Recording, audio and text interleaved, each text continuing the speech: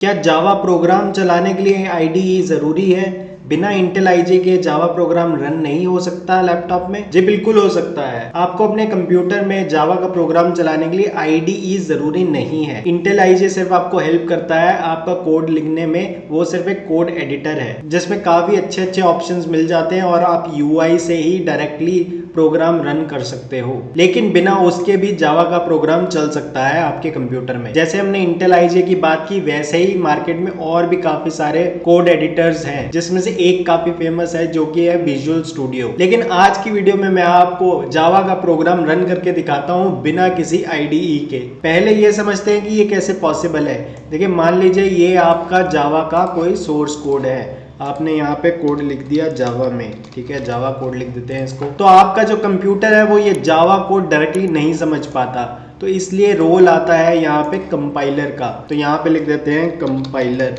तो ये basically compiler करेगा क्या कि ये जो आपका सोर्स कोड है जावा का, उसको कन्वर्ट कर देगा किसमें? बाइट कोड में। अब बेसिकली जो भी डिवाइस जो जावा समझती है, मान लीजिए वो आप इसे कह सकते हैं एक मोबाइल फ़ोन, या फिर आप कह सकते हैं एक लैपटॉप, या फिर कोई और डिवाइस। अगर ऐसी कोई भी इलेक्ट्रॉनिक डिवाइस जो जावा समझती है, उसमें आपका ये बाइट कोड चल जाएगा। वो कैसे चलता है? वो ऐसे चलता है कि आपकी इलेक्ट्रॉनिक डिवाइस जो कि जावा समझती है, उसके अंदर ऑलरेडी होता है JVM, जो कि हम कहते हैं जावा वर्चुअल मशीन। तो इन सब में जिनमें मैं कह रहा हूँ कि आपका जावा का कोड चल पाएगा, उनमें ऑलरेडी प्रेजेंट होगा JVM। तो जो भी डिवाइस आपका जावा का कोड समझ रही है, उसमें ऑलरेडी एग्जिस्टिंग होगी जावा वर्चुअल मशीन, और वो आपका ये बाइट कोड समझ लेगी। इसके अलावा हमने पहले ये भी डिस्कस किया हुआ है कि कंपाइलर और JVM कहाँ एग्जिस्ट करते हैं। वो बेसिकली आपके एग्जिस्ट करते हैं JDK में। JVM JRE का पार्ट है और JRE आगे JDK का पार्ट है। तो बेसिकली आप कह सकते हो कि JVM जावा डेवलपमेंट किट में प्रेजेंट होता है। इसके अलावा जो आपका कंपाइलर है वो भी JDK का पार्ट है। तो इन शॉर्ट में बोले तो हमें एक चाहिए कंपाइलर जो कि आपका जावा का कोड कंपाइल कर पाए और आपके जावा के सोर्स कोड को कन्वर्ट कर पाए बाइट कोड में। उसके अलावा हमें चाहिए होता है JVM जावा वर्चुअल मशीन, जो कि हेल्प करता है आपका बाइट कोड रन करने में। और ये दोनों की दोनों चीजें प्रेजेंट है आपकी JDK में। और अगर आपको याद हो तो सबसे पहले हमने डाउनलोड की थी JDK अपने लैपटॉप में। तो यहाँ पे आप क्लियरली देख सकते हैं कि जावा को कोड कंपाइल करने में और रन करने के लिए आईडीई कोई जरूरी रिक्वायरमेंट नहीं है। आप उसके बिना भी ये सब कर सकते हो, क्योंकि JDK तो आपने पहले ही अपने कंप्यूटर में डाउनलोड कर ली है। तो इस वीडियो में अब हम बिना आईडीई के अपना जावा का प्रोग्राम चला के देखेंगे। अब आपको याद होगा कि पहले तो हम इंटेल आईजे में कोड लिखते थे, लेकिन इस वीडियो में हम इंटेल आईजे के बिना कोड लिखना चाहते हैं। तो हमें कोई एक टेक्स्ट एडिटर चाहिए जिसपे हम अपना कोड लिख पाएं। तो इस एग्जाम्पल के लिए मैं यूज कर रहा हूँ Notepad++। आप कोई और भी टेक्स्ट एडिटर यूज कर सकते हो जिसमें आप सिंपली अपना कोड लिख पाओ। इसके अलावा आपको याद होगा कि इंटेल आईजे में हम सीधा यहाँ पे जाके रन पे क्लिक करके अपना प्रोग्राम रन कर सकते थे, लेकिन क्योंकि इस बार हम इंटेल आईजे यूज नहीं कर रहे, तो हम यूज करेंगे उसकी जगह कमांड लाइन। तो हम कमांड लाइन में कमांड्स देंगे जिसके थ्रू हमारा कोड कंपाइल होगा और रन होके भी दिखाएगा। तो चलिए चलते हैं Notepad++ पे अपना कोड लिखने। यहाँ पे मैंने ओपन कर दिया है Notepad++, नई फाइल बना ली है। उसमें मैं बेसिक कोड जो है मैंने कॉपी किया होता वो पेस्ट कर देता हूँ। ये मैंने पहले से ही कॉपी कर लिया था, क्योंकि ये इंटेल आईजे की तरह आपको कोड कंप्लीट करने के सजेशंस नहीं देगा। तो यहाँ पे हम बेसिकली लिखना चाहते हैं सिस्टम। आप क्लियरली देख सकते हैं कि जैसे आपका इंटेल आईजे में तो आपको कोड कंप्लीशन का ऑटोमेटिक सजेशन आ जाता है कि सिस्टम फिर .out.println और उसके बाद सेमीकोलन खुद से लगा देता है, लेकिन यहाँ पे ऐसा कुछ नहीं होगा। और ये आपका कोई भी कंपाइल एरर डायरेक्टली आपको नहीं बताएगा। यहाँ पे कोई ऐसी रेड लाइंस नहीं आएंगी, क्योंकि ये नॉर्मल टेक्स्ट एडिटर है। तो इसी का फ़ायदा हम लेते हैं जनरली आईडीई में और वो यूज़ करते हैं, लेकिन हम इस एग्जांपल में वो यूज़ नहीं करेंगे। तो मैं लिख देता हूँ, खुद से टाइप करता हूँ system.out.println और उसके बाद मैं लिख देता हूँ कि प्रोग्राम विदाउट यूजिंग आईडीई।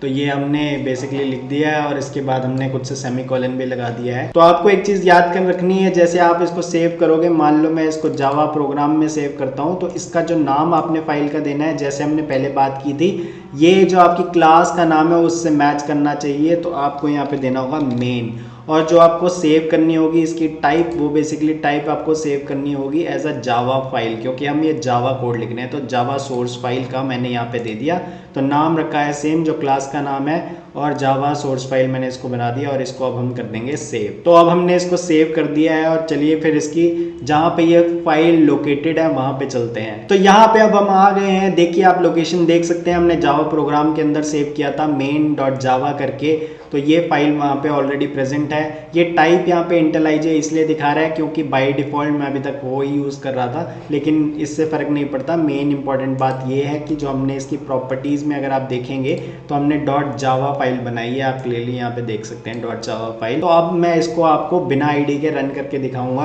तो उसके लिए हमें चाहिए होगी कुछ कमांड लाइन्स में कमांड। तो सबसे पहले हम क्या करते हैं कि यहाँ पे एक कमांड लाइन ओपन कर लेते हैं। तो वो करने के लिए आप सिंपली, अगर आप विंडोज़ यूज़ करते हो, सिंपली आपको शिफ्ट दबाना है और उसके बाद राइट क्लिक माउस पे करना है। तो उसके बाद आपको यहाँ पे ये ऑप्शंस आ जाएंगे, यहाँ पे आप क्लियरली कर सकते हैं ओपन इन टर्मिनल।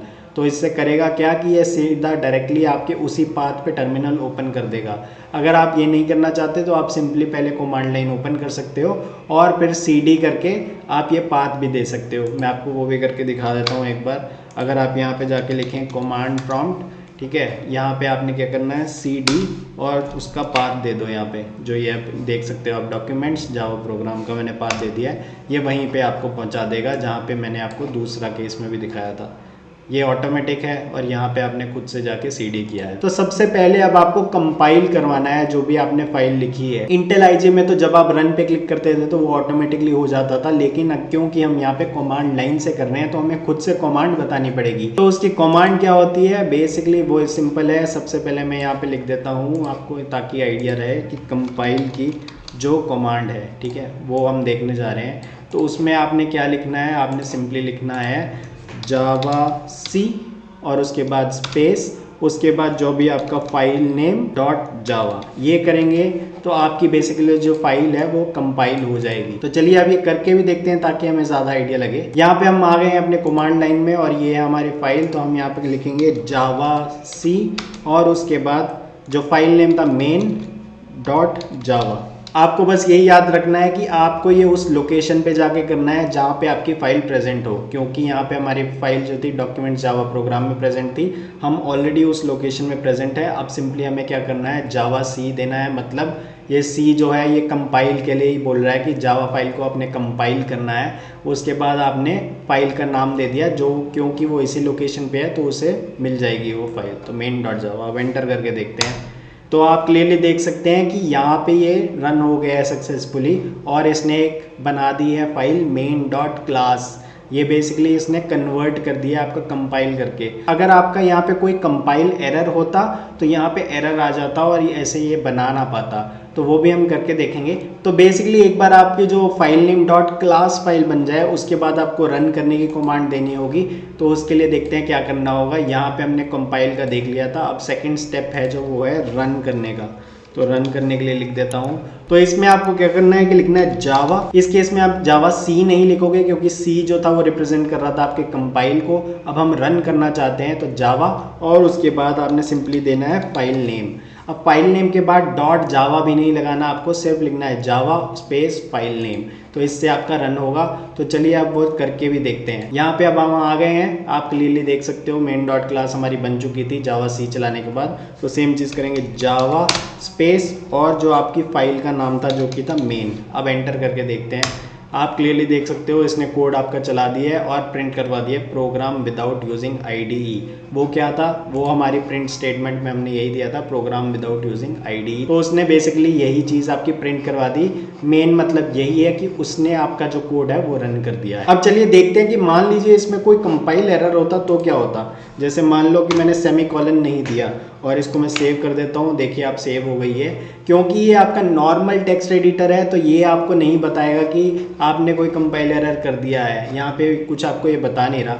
लेकिन जब हम करने जाएंगे जावा सी तब देखते हैं क्या होता है। तो अब हम दोबारा ट्राई करते हैं कि जब हम जावा सी और main.java करेंगे तो क्या होता है। यहाँ पे हमने कर दिया है, वो पुराना हमने चेंज सेव कर दिया था। अब इसको एंटर करते हैं तो आप यहाँ पे क्लियरली देख सकते हो इस बार इसने उसे कंपाइल नहीं किया है। इस बार उसने बोल दिया है कि एरर कि ये सेमीकोलन एक्सपेक्टेड है। तो इसने क्लियरली आपको बता भी दिया है कि यहाँ पे आपने सेमीकोलन नहीं लगाया है, यहाँ पे एरर आ गया है। तो आपको बेसिकली उसको पहले करेक्ट करना होगा। जैसे हमने यहाँ पे सेमीकोलन लगा दें, उसके बाद आप इसको सेव कर दो। तो उसके बाद अगर आप दोबारा ट्राई करो जावा सी वाला, दोबारा मैं ट्राई करता हूँ, यहाँ पे मैंने किया और इस बार वो कंपाइल हो गया। और दोबारा अगर हम java.main करेंगे तो यहाँ पे प्रिंट हो गया है। अगर आप कुछ और प्रिंट करवा के ट्राई करना चाहते हैं तो यहाँ पे मैं वो भी लिख देता हूँ। यहाँ पे हम मान लीजिए कांग्रेट्स लिख देते हैं, कांग्रेट्स, ठीक है, सेव कर दिया। अब दोबारा इसको बेसिकली आपको जावा कंपाइलर दोबारा चलाना पड़ेगा क्योंकि वो दोबारा से कंपाइल करेगा। तो जावा सी पहले लिखेंगे, इससे ये हो गया। अब फिर आप बेसिकली रन करके देखिए, रन किया और आप देख सकते हैं कि नई चीज़ जो थी वो प्रिंट हो गई है। तो बेसिकली उसने आपका जो नया कोड है वो चला के देख लिया है। तो ये था बेसिकली तरीका, आप इसके थ्रू आप कर सकते हो, मतलब बिना IDE के भी आप खुद से ये चला सकते हो कमांड लाइन से। कंपाइल की आपको कमांड ये है, ये जो आपको मैंने बता दी जावा सी, और जब रन करना हो तो उसकी ये कमांड है जावा स्पेस फाइल नेम। तो ये करके भी आप रन कर सकते हो। पर अब सवाल एक ये आता है कि क्या इंटरव्यूज में आपको IDE मिलता है जहां पे आप थोड़ा सा कोड लिखो और वो आपको ऑटो सजेशन देने लग जाए। देखिए कुछ कंपनीज तो प्रोवाइड करती हैं IDE, जैसे कोडिंग राउंड में आपको हैकर रैंक मिल जाता है जहां पे आप कोड लिख सकते हो। लेकिन ये ज़रूरी नहीं है कि हर एक कंपनी में आपको ऐसा IDE प्रोवाइडेड हो। तो अगर आप अभी इंटरव्यू की प्रिपरेशन कर रहे हो तो मेरी रिकमेंडेशन ये होगी कि स्टार्टिंग में आप IDE यूज़ कर सकते हो ताकि आपको ये सब चीज़ों का ध्यान खुद से ना देना पड़े। क्योंकि स्टार्टिंग में अगर आपने कोई टेक्स्ट एडिटर जैसे नोटपैड पे कोड लिखना शुरू कर दिया तो आपका टाइम काफ़ी वेस्ट हो सकता है, आपके बहुत सारे कंपाइल एरर आ सकते हैं क्योंकि आपको सिंटेक्स अभी अच्छे से नहीं पता होगा। तो स्टार्टिंग में गो विद जो आपका इंटेल IJ है इस पे ही आप करिए ताकि आपको एक बार पहले बेसिक्स क्लियर हो जाएं, सब चीज़ें समझ आने लग जाएं। एक बार आपके सिंटेक्स जो है बेसिक्स क्लियर हो जाएं, उसके बाद आप बीच बीच में कभी कभी खुद को टेस्ट करने के लिए या खुद नया चैलेंजिंग देने के लिए जैसे नए टेक्स्ट एडिटर पे ट्राई कर सकते हो। जैसे नोटपैड पे करके देख लिया कि क्या आपको सब चीज़ें याद हैं या नहीं, तो वो एक kind of a test challenge अपने लिए रखिए। पर normal day to day starting में अगर आपको कॉन्सेप्ट समझने हैं तो IDE के साथ ही जाइए, आपके लिए ये चीज़ें काफ़ी आसान बना देगा और आपको काफ़ी इंटरेस्टिंग लगेगा। जैसे कि मैंने आपको पहले भी बताया था, मान लो कोई चीज़ आपको नहीं पता लग रही तो आप उसको कंट्रोल क्लिक करके अगर कोई क्लास है तो उसके बारे में जान सकते हो कि इसका क्या मतलब है। तो ये चीज़ें आपके लिए काफ़ी आसान बना देगा। तो स्टार्टिंग में गो विद IDE, समझिए चीज़ें और बीच बीच में अपने आप को टेस्ट करते रहिए एज अ नोटपैड चैलेंज। तो अगर आपके कोई और डाउट्स हैं तो प्लीज कमेंट सेक्शन में जाकर कमेंट करिए, I will be happy to help. All right then, this is Mohit Chhabra signing off. Subscribe to the channel and thanks for watching. See you in the next Java video.